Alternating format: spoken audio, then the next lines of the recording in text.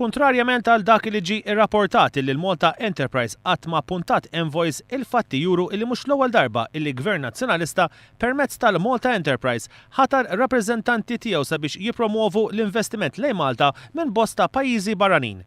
Fost dawk illi nħattru bħala envoy hemm Sir Chris Evans. One News huwa informati li skont kuntratt li kien iffirmat fi żmien li chairman tal-Malta Enterprise kien Alan Camilleri u b'effett mill-ewwel ta' Lulju 2011 il-Malta Enterprise appuntat lil Chris Evans bħala envoy għal Life Science. Skont rapport fil-ħarġa tal-ħadd ta' The Sunday Times miktub minn Ivan Camilleri, l-envoys tal-Malta Enterprise fosthom Chris Evans ma kinux jitħallsu.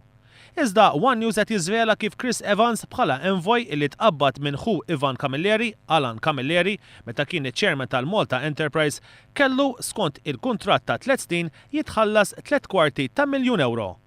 Evans kien ftaħar li se jkun qed iġib lejn Malta investiment ta' 200 miljun euro fi prodotti u teknoloġija u dan meta fl-istess ħin kien appuntat mill-eks Ministru tal-Finanzi Tonio Fenech bħala chairman tal-Bio Malta Foundation. Madankollu il-Malta Enterprise waffqet il-kuntratt ta' Evans f'April illi għadda fuq il-bażi ta' non-performance u iżda Evans kien laħaq tħallas ma' 300,000 euro. Il-ġimgħa l-oħra f'konferenza tal-aħbarijiet il-Viċi Kap Nazzjonalista Beppe Fenekadami u s-Segretarju Ġenerali tal-Partit Nazzjonalista evitaw milli iwieġbu jekk fi żmien Gvern Nazzjonalista sarux ħatri ta' envoys mill-Malta Enterprise. L-attakki ta' Beppe Fenekadami u Chris Said din isiru fuq il-ħatra ta' Sai Mizzi, mart il-Ministru Konrad Mizzi fil-Malta Enterprise.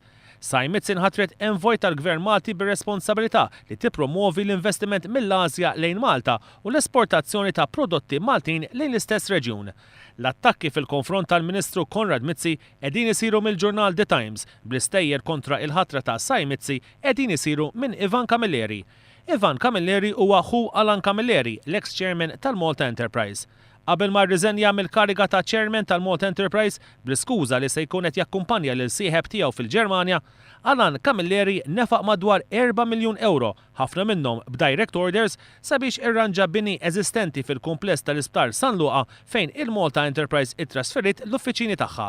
Alan Camilleri ma kellu ebda esperjenza fl-industrija tal-manifattura jew fl-investiment dirett barrani qabel ma kien maħtur chairman tal-Malta Enterprise, imma kien uffiċjal għal komunikazzjoni fl-uffiċċju tal-Prim Ministru Lawrence Gonzi.